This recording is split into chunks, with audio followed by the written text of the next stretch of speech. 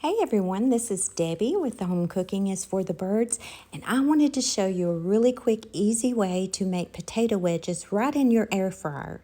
I started out by using 6 small yellow gold potatoes.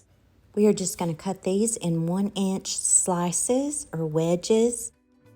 And you'll want to turn them on the side so that you can season them. And we're going to start out with Tony Chachere's no salt Cajun seasoning.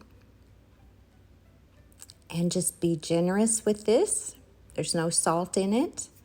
You can put as much or as little as you want. And now I'm using some seasoned salt.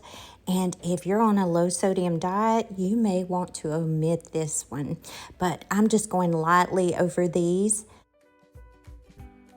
We're just going to move these around. You do not have to coat the other side because once you mix these, they get very well coated.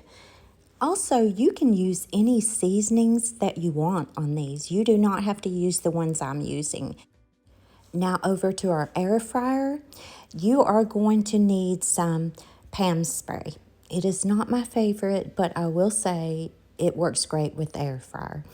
Spray the bottom of that grate that goes in your air fryer and spray your potatoes as well. I didn't use a lot, just a little. And then we are going to set this for 325 degrees for 15 minutes.